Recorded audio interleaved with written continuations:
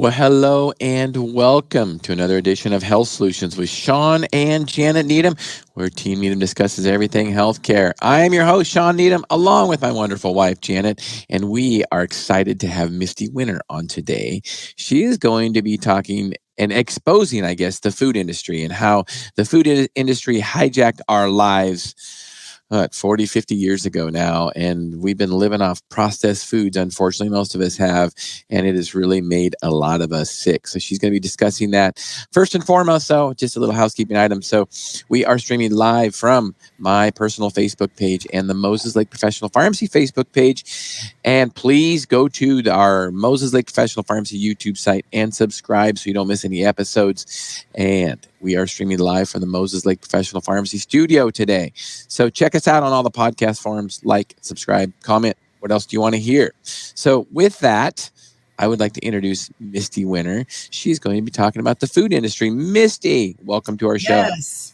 Hi. Hello. So, yeah, you and I somehow crossed paths on social media, and I was impressed on what you knew about the food industry. I think sometimes as a healthcare professional myself, we don't get a lot of education on food, whether it be, Janet and I are both pharmacists, and I don't think most doctors, most pharmacists don't get a lot of education on that in school. So it's very, very intriguing, and I love it when I see, somebody that's a non-healthcare professional that is really educated on food. So thank you for doing that for yourself. And let's talk a little bit about what got you interested in the food industry in the first place. Well, both sides of my family are really sick and overweight. And probably in my early 20s, I decided that I was just going to start eating like fruits, vegetables, meat, stuff like that, and get away from the packaged stuff. And I pretty much am the only person, I'm 42 now, but I'm the only person in my family on both sides that doesn't have or hasn't had cancer, hypertension, type 2 diabetes, PCOS. I mean, the list just goes on and on. Yep. And I got really, really deeper into it probably about 6 years ago. I started doing research on keto because I had heard about it. And so that started the whole rabbit hole all the way down into what is even the beginning of all this problem in the first place. And that's how I ended up finding Dr. Robert Lustig and Dr. Jason Fung and a couple other doctors. And I highly recommend anybody that wants to learn. I mean, he goes way into the biochemistry. I have a little bit of notes here, but it's probably a little bit too much. But if you look up Sugar, the Bitter Truth by Dr. Robert Lustig, he will break down every single thing as far as fructose and what it actually does to the body and how bad it is for everybody. And it's legitimately poison. It's basically metabolized in the liver just like alcohol is. And the liver is the only thing that can metabolize it. So it builds up non-alcoholic fatty liver among just pretty much any other metabolic syndrome that's out there. Yeah, and Jason Fung has 3 books: Diabetes Code, the Obesity Code, and Cancer Code. And yeah, he's basically, amazing. Yeah, he is. And basically, they all come to the same. You could read one of them, and it really sums up the other ones. It's basically sugar and fructose that's killing us. Yep. Now, the interesting thing that you note about fatty liver is that we had a doctor on our podcast who actually, preaches health and wellness himself and to his patients. And actually, fatty liver, so elevated liver enzymes, due to excess carbohydrates and poor diet, has actually exceeded elevated liver enzymes from alcohol. So more people have fatty liver now because of poor diet than alcohol. You remember that discussion, Janet? I do, but let's just remember too that that's 2 things that we're putting on ourselves in American culture. So, I mean, to me, that's just tragic because it's all lifestyle issues. It's choices. It's not genetic. It's what we are doing day in and day out to ourselves that we have decisions and choices over. It's not rocket science. This is something that we all can learn from and move forward and change our lives and our outcomes. Yeah, absolutely. So, Misty, high fructose corn syrup. You know a lot. Yeah, you know a lot about how the industry was hijacked by them. back in the 70s, and you're going to give us a little bit of information on that with people's names and why it happened and all that. And I'm super excited to hear about that. I've heard about it before, but it's been probably about 15, 20 years ago that someone wanted to talk to me about that, and I wasn't really ready to hear it because it sounded kind of like a conspiracy theory, and I wasn't into conspiracy theories then. So a lot of those conspiracy theories come to truth. So yeah, talk to your conspiracy theorist friends. We're not doing okay right now. right. So tell us how tell us a little bit about the history of high fructose corn syrup and how it got into our foods, and it's it's in a lot of our foods. Well, it was invented in Japan in 1966, and I'm not quite sure what happened between 66 and 75, but that's when it was introduced to our market. And basically, Nixon was worried about the food prices going up and down and not being stable, and so he got his boy Earl Butz to figure out a solution for that problem because he didn't want to lose the election. So his solution was to just make food really cheap.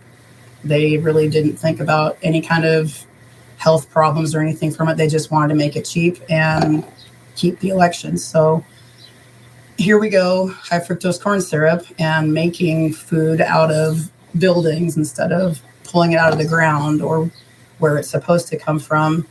And high fructose corn syrup is super cheap. And processed foods, the way that they keep it stable is they take all of the fiber out of it. Well, if you take fiber out of it and everything else, and the chemicals you put in there, it's going to taste horrible. So what do? Throw a bunch of cheap high fructose corn syrup in there so that it's palatable and stick a label on it that says low fat, because if we all know who Ansel Keys is, then you know how that started. And then people just bought it. They fell into it. And, here we are years later, and people are sick and then of course it started traveling the world, countries that didn't have problems with these inflammatory diseases and metabolic syndromes. Now they are, and it's following high fructose corn syrup and packaged foods. Yeah, and when you look at it, I mean, you think about the 70s and the 80s, it was all about low fat, and carbs were good, and fortunately, I think a lot of us are coming around to that. Unfortunately, there's so many processed foods. Most processed foods are so high. Yeah, they're so high in carbohydrates, and so many people are literally addicted to them that it's hard to get away from them. Janet, sugar and carb addiction is real. It's very real. Well, I also think that there's such a difference as to how you feel versus something that's natural that comes from the ground versus something that comes from a box. Because, let's face it, an apple, once you're done eating that, you're full. You can eat, how many bars, how many cookies, how many bowls of cereal without feeling the same. So, it interacts in our body differently. So it does. It blocks leptin and it causes other hormonal issues that make you feel like you're just not even satiated. So you want to eat more of it. Right. Yeah. Exactly. And I think as a species, we want to eat until we feel full. And if we're not full, then it's like, okay, what else do I have in my pantry or my refrigerator? And if we're not shopping the external part of the grocery store or going and getting fresh foods, then, those long-lasting packages on the shelf are probably really starving our bodies. I mean, we're getting calories, but we're starving ourselves from other nutrients and actually feeling healthy. It's not even good calories at that point, though. Yeah. Really, it's not. And then the whole low fat craze, when that started, they didn't even do the study correctly. Back when Ansel Keys did the 7-country study, they didn't even do it correctly. They just associated, well, these people eat fat and then they have heart disease. They didn't remove anything. They didn't remove the fat and then do more studying to see if anything changed. So they just came up with it. And then they also don't recognize, well, maybe they do now more so, but there's 2 different kinds of LDL. So they were saying that having high LDL is going to cause the plaque and everything, all this other buildup. Well, the large buoyant LDL that you get if you have a high fat diet doesn't get stuck in anything. And then it's the small, dense LDL is the stuff that gets stuck and gets built up and causes the plaque. Well, high fructose corn syrup causes that small, dense LDL, and it causes it to build up. So that's another thing that they also didn't get correct when they did that back in the 70s. It's a small particle size with cholesterol that's a problem. And Yeah, and you could definitely. actually argue that, I don't think cholesterol is really necessarily the problem. I think it's insulin resistance is probably a lot bigger problem, Huge. especially when you look at the risk for cardiovascular disease. Um, there are many people out there that have a very normal cholesterol, but they eat like crap and they have, insulin resistance and they have a heart attack. So, and there's many stories out there of people that have cholesterols that are really, really elevated and they don't have heart attacks. So I don't believe it's cholesterol. Janet, do you have any comments on that? Oh, I do, because when we were in school, in pharmacy school, we were taught, the low-fat diet and the statins, and how that was going to solve all the heart attacks and cardiovascular events that were happening in our country. And if you look at the statistics today, it is still the number one killer. We have not put a dent in it. In fact, I think it's worse. So it is safe to say that we haven't found in traditional medicine the smoking gun. And when we actually attack cholesterol, I think we're wrong a little bit, because we need that actual structure in our body for every cell.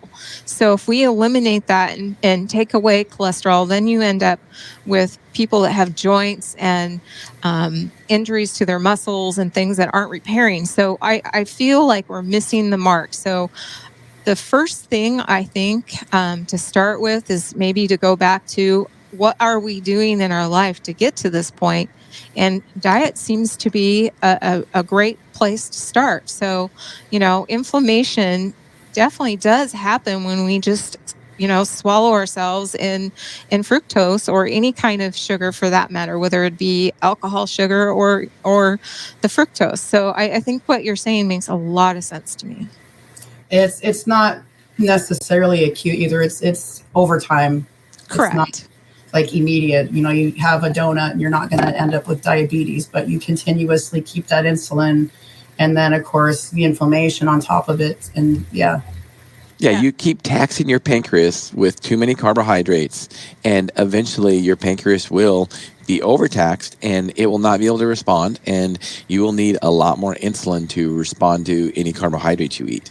That's one thing I don't understand. People that are, type 2 diabetic, why don't they put two and two together? Like, hey, I keep needing more and more insulin because I'm continuing to eat carbohydrates and I'm insulin resistant, and it just keeps getting worse and progressive, and remove the problem, remove the need for the insulin in the first place. And well, I think, and Janet can hopefully add on to this also, I think our healthcare system has failed those people, Misty. Oh, big time. Big time. Janet and I learned in pharmacy school, when you have type 1 or type 2 diabetes, you're supposed to eat 80% carbs and just use more insulin. I mean, that is just crazy. You think about that now. I just can't believe I believe that. And we talk about this all the time. We do not believe in medication. Here we are two pharmacists, and we do not believe in medication to treat type 2 diabetes long-term, period. It's a carbohydrate metabolism problem. Mm-hmm. Yes, there are some people that are, some people argue, well, there's thin people that have type 2 diabetes. Yes, you're right. Exactly. But if those people didn't eat carbs, they wouldn't have high elevated glucoses. Just don't eat carbs. One of the things I love about Jason Fung is he's basically called everybody out. He even med school, he talks about in med school, he's like, they don't even teach you how to heal people in med school. They teach you how to prescribe drugs to people and sell drugs to them. And it's pretty bad when there's doctors out there that have to say, don't even listen to other doctors, because these guys are all just trying to make money. Janet, what's your comment on that? My comment with this is that, I've had several pets that, we had a chronic condition, and the first thing you do with your veterinarian is discuss what kind of food we're going to use and how much and why. So we have gotten to a point where when we say to people, you need to lose weight or you need to do this in your lifestyle, that's actually taboo, or it's woke or some crazy thing, when really it could be the easiest thing and the safest thing, and you have total control over it. Nobody else can control what's putting in your mouth unless you're, children can't. But as an adult, this is totally in your hands. So I think it's really sad that in our healthcare system that we can't give the control back to the patient and to the person and say, hey, this is where you can make a huge difference in your life. And why not?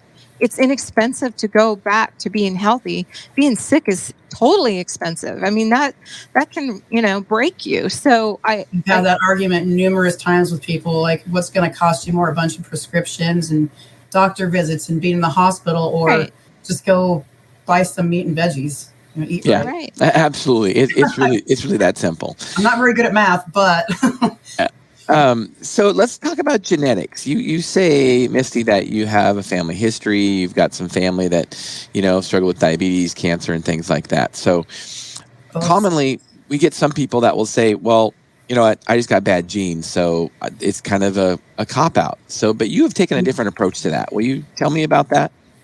Well, I do believe that some people are more predisposed to have more insulin resistance than others. And of course, people's metabolisms are different. There's people that have high metabolism, there's people not. Well, as far as like genetics goes, I was doing a little bit of research, and the only thing that really would affect somebody as far as their biochemistry that would legitimately make them just pack weight on is a lack of being able to see your leptin. And there is some injuries that have happened to people, like car accidents and brain tumors and stuff like that, where, the scar tissue breaks up that pathway and you don't see the leptin anymore. Well, you're constantly in save mode. So Robert Lustig actually has treated quite a few of those patients and saved them. And they just started packing on weight out of nowhere. And there was a drug that they found that basically steps in for the leptin, and lo and behold, they're losing the weight. They're doing just fine. But aside from that, genetically, if you are like me, that's more predisposed to, if I look at a donut, I'm going to gain 5 pounds. Just remove the problem. Don't eat it. And if you do every once in a while, okay. But people that are like, oh, it's just in my genetics. Well, okay. Well, you can also fix that. Right. And that's what I say. We can't change our genes, but we can definitely change the way our genes are expressed. Yes. And, exactly. So when people say, well, I just, I have a cardiovascular history in my life. My dad died when he was 45. My mom died when she was 50. I'm kind of doomed. It's like, well, no, you're not. You can still change the way your genes are expressed, even though you have bad genetics. Yeah, exactly. Well, Jason Fun gets into that a lot too when he talks about like intermittent fasting. And there's somebody else that I follow. His name's Thomas DeLauer. He's not a doctor or anything, but he goes through a lot of the studies, and that's pretty much all he does is he goes through all the studies that are coming out, and he'll gets on YouTube and he tells everybody about what's going on. But you can trick your metabolism. You can change your metabolism. I mean, case in point, look at people that do bikini competitions. They come out of that with, no metabolism, and they have to repair it and rebuild it. And so I don't really think it's healthy to do it that extreme all the time, right. But you can change the way your metabolism reacts. Well, I think one thing to be said is, and we talk about it often now, is metabolic flexibility. Yeah. And when you look at in the history, our ancestors, they were metabolically flexible. So it wasn't that they couldn't eat fruit. Let's face it, fructose comes from fruit. It wasn't that they couldn't do that. They just didn't do it all the time. Right. And when it was in season. Right. They did it seasonally, and they would also do it when they probably didn't have other things. For instance, I know a lot of people don't like hearing this, but in most cultures, when you look at it, over generations and generations, the number one food source was meat. When you look at it for calories, the number one food source was meat. And they ate vegetables and they ate fruit a lot of times when they didn't have enough meat. Mm-hmm. So it was still meat that was mostly sustaining them. And, but also there'd be periods of fasting when they didn't have meat, when they were hunters and gatherers and they didn't have any food stored because it was in the winter, and they didn't have any meat yet because they hadn't, hunted or hadn't had a successful hunt. They would fast for a couple days until they had food. Mm-hmm. And just the way that the biochemistry works within the body when you are fasting, it's fascinating. I mean, if we just, also some people argue about, oh, well, keto's unhealthy. Well, if it was unhealthy, our bodies wouldn't have the ability to do it. We wouldn't be able to run on fats. That's a really good point, right? Yeah. Our bodies are incredibly flexible and incredibly resilient. I mean, the average person, I'm not saying this is healthy necessarily, but the average person can go without food for up to 30 days. That's a long time. That tells you how much storage we have in our body, and our fat stores is a perfect way to save energy. The problem is when we have an overabundance of food, like most of us do as Americans, we're going to store too much of it. Mm-hmm. And then also just the way that the fructose metabolizes anyway, it's like immediate fat into the liver. Right. That's the problem, is that we're converting it into that instead of energy and burning it. Mm-hmm. Yeah, and that's one of the things when I think about fructose, you think that it's fruit sugar is where fructose comes from. Well, were we not made to eat that? Were we not made to eat fruits? Well, we were, but like Janet said, we were going to burn it. Okay, I don't have anything else to eat, so I'm going to eat this banana, which is pretty high in fructose, and it's going to spike my glucose. But then I've got to go chase a deer to go have dinner. I mean, you're not going to eat and go sit in front of the TV and watch a movie or something. No. And and I know you love cyclists, Misty. That's my favorite. But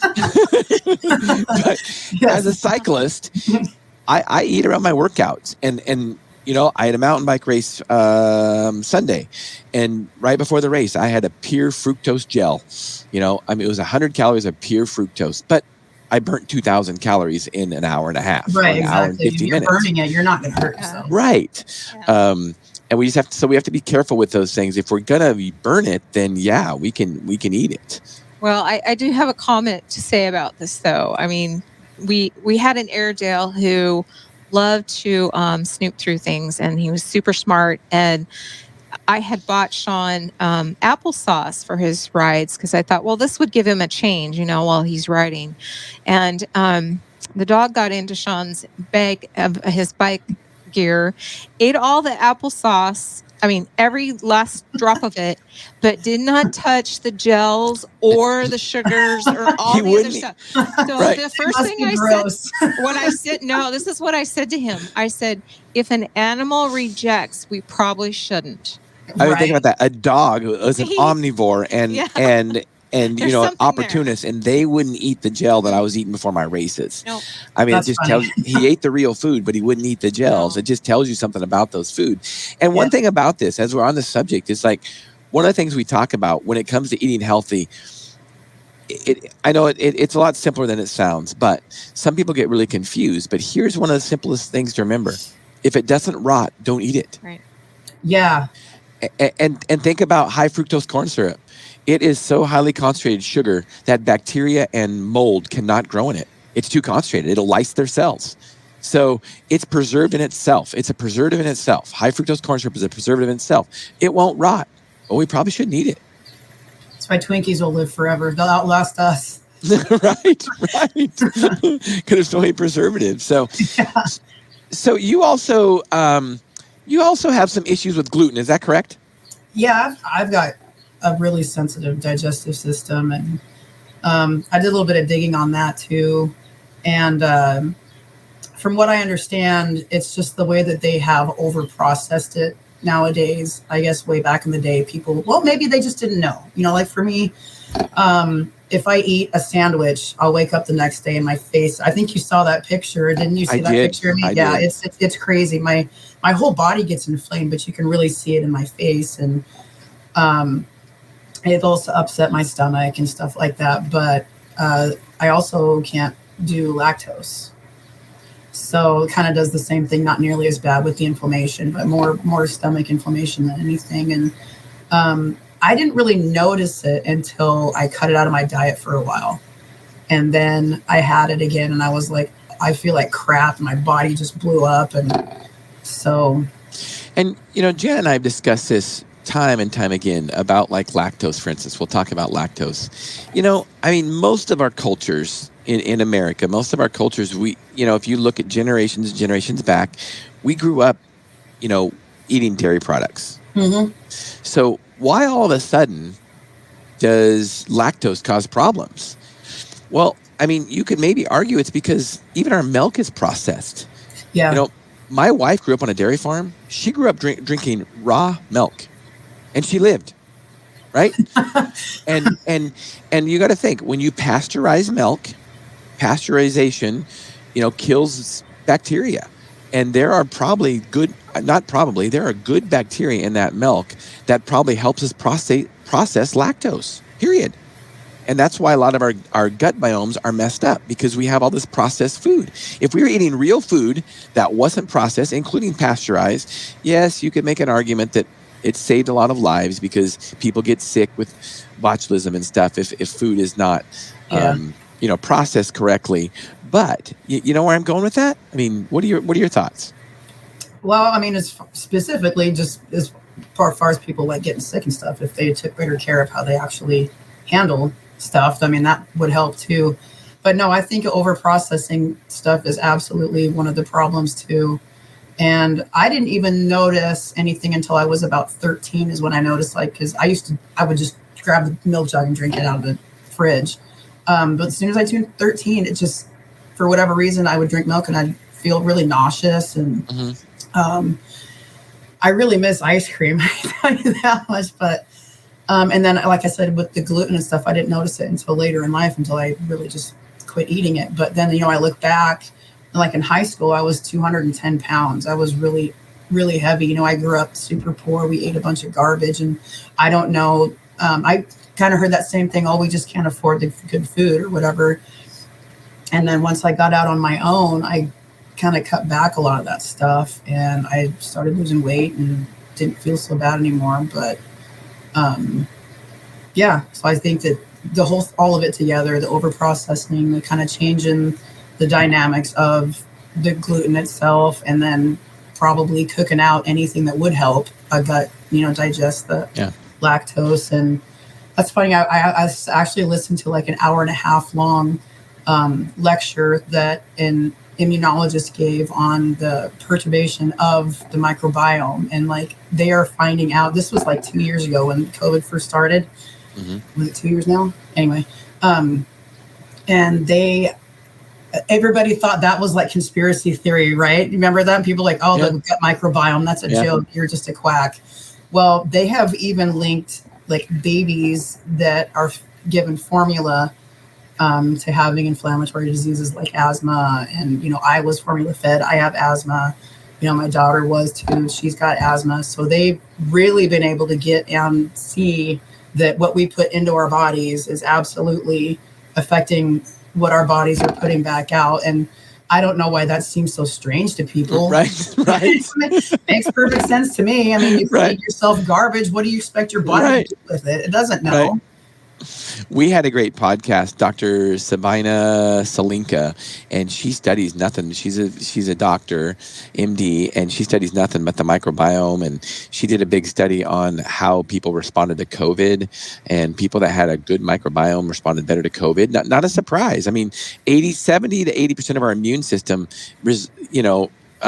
resides in our gut. Yeah. I mean, and our gut is our ultimate protection. It's where we get all of our nutrients, right? Most of our nutrients. And if our gut's not healthy, our bodies aren't going to be healthy, period. Oh. I mean, there's just no way. No. And I don't understand why people have such a hard time. Like, I don't even know how to eat healthy. How do you not? What do you mean you don't know? Like, my mom's type 2 diabetic, and she's like, I just don't know what to do. I just keep getting sicker, and they have to keep changing my insulin. I told her, look up Dr. Jason Fung and listen to him. Yep. And the doctor told me that it wouldn't be good for me to cut carbs out. I'm like, I know. We hear, as pharmacists, we hear it all the time. Now, we're not traditional pharmacists. That's one of the reasons why, because we realized we were making our patients sicker. So, we believe in educating and empowering our patients to take charge of their own health, and that's through diet, exercise, sleep, and hormone replacement is a piece of it too, which what we do. But we got tired of hearing that. It's like, what do you mean? You just need more carbohydrate and turn up your insulin. It's like, seriously, it doesn't make any sense. It doesn't. I mean, and when we buy it, and most people in the mainstream medical buys it. Now, you could argue that Big Pharma has not argued. Big Pharma, along with the food industry, which they're very, very highly correlated. Unfortunately. They've hacked the medical industry. Big Pharma owns it, and they love people using more insulin, and they love new diabetics. It bothers me so bad because, all somebody has to do is just get a little bit curious and just, like I said, I got curious one day. So I ended up finding that Sugar the Bitter Truth. And I was just like, oh, wow. I can't believe that people just sit back and let this happen. And it's so obvious, too. It really is. It doesn't even take, you don't have to even be a pharmacist or a doctor to just sit down and look at this stuff and go, oh, wow. Right. Right. Yeah, I agree. Back on the gluten thing and bread, I think the same thing is with that. It's like, when you read about cultures, we've been eating grains and breads for thousands of years without any problems. So why are there problems over the last, 30, 40 years, gluten problems and things? Probably because of the processing of the food. Yeah, I don't tolerate any grains very well at all. Even rice, I can't handle much of it. Yeah. And the good thing is that, as an individual, this is what we talk about on our podcast all the time, is there is no one diet that is good for everybody. No. None. And people, and if you talk to somebody and they say the only way is keto, or the only way is intermittent fasting, or the only way is, Mediterranean, then go somewhere else. You need to find out what diet works for you. I have a twin brother. Exactly. Yeah. I have a twin brother. He's a bodybuilder, powerlifter, and he has a completely different diet than I do. And as well as he should. He doesn't exercise as long as I do, or as intense as I do. So his diet is completely different. Mine would not work for his would not work for mine. So you got to find out what works for you. And kudos to you, Misty, for literally changing your life. From going to 210 in high school to, what are you this morning, 160? Yeah. That's awesome. That is life-changing. And people around you see that. You're inspiring others. Your kids see that. It's incredible. So you started a new journey today, right? At the gym? Is that correct? Well, yeah, kind of. Kind of. One of my best friends, he is a bodybuilder. And so I was like, all right, send me your routine. So he sent me his, and so that was my first day. I'm not a stranger to the gym by any means, but I'm like, all right, focus, hardcore, diet on point, everything. So to go a whole month without even having a drink. And we'll see. Because I know the first couple weeks is going to be, that's always the biggest. Like if you go hardcore into something, because that's where you're going to lose the inflammation that you had, the water weight, losing some of the fat. But so the first couple of weeks will be, I'm pretty excited to see what happens. Good for you. Well, you'll have to keep us updated on your progress. Will do. So as we wind up this show, Misty, I have a couple questions for you. Okay. So what do you have a passion for? So many things. So much. I actually really do enjoy helping people and talking about this stuff and trying to help other people get healthy and try to help other people get off of pills and stuff. Obviously, I'm not a doctor, but I can point them in the right direction of doctors who could, help them more. And aside from that, grilling meat. Good. Yeah, carnivore. I love it. That. Yes. And so if anybody has any questions, Misty, what's the best way to get a hold of you? Probably my Instagram. Okay. The Real Misty Winter. The Real Misty Winter on Instagram. Okay, Steph, can you find that real quick? We're going to try to find that, and we'll share that. Misty, I love your health journey. I love how you're changing lives. It's really, really, truly inspiring. I can say most people, unfortunately, probably gain the 50 pounds after high school by the time they're your age instead of lose it. Yeah, and I wanted to. Yeah, it's really, that's really, really cool. I'll ask, when I help people lose weight, I'll ask them, it's like, okay, well, what did you weigh in high school? And with men, usually men should probably, if they were a healthy weight in high school, they're probably not going to weigh what they weighed in high school, because men just develop a lot after high school. But women typically should probably be at about their high school weight, and most of their life, probably if they were at a healthy high school weight. Unfortunately, Misty, as you know, many girls are not at a healthy weight in high school. So it's just refreshing to see that, you know, you're changing lives, your life and others around you.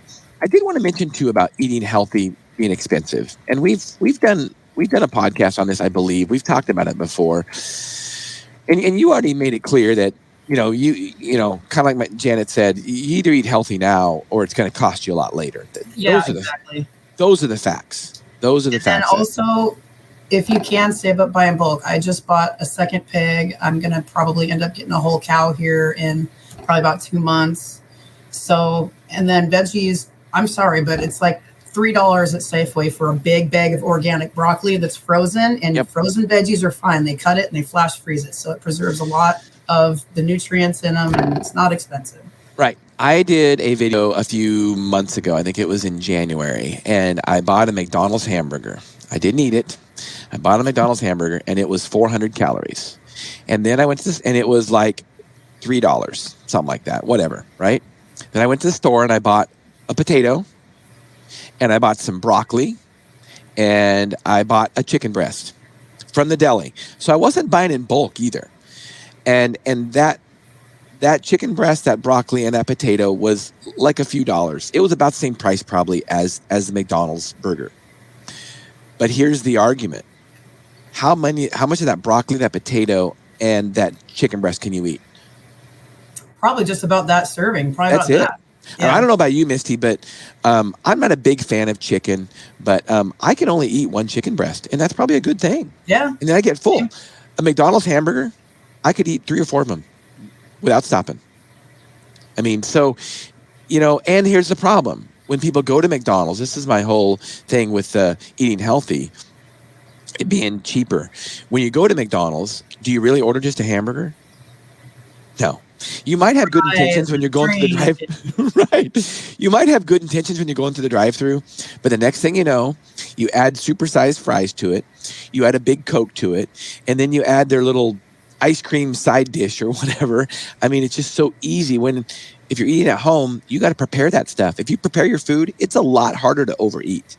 Mm-hmm. No, you're right. And well, even just, you know, fat itself, like if you eat a nice fatty steak, I mean, fat has more energy per gram than carbs do anyway, so you're going to get satiated faster.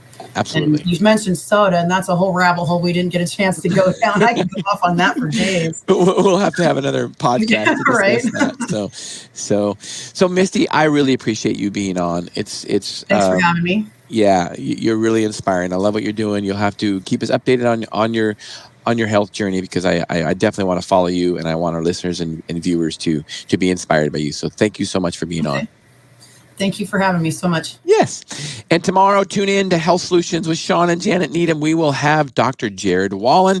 He's a urologist, and he is going to be talking about erectile dysfunction. You don't want to miss that.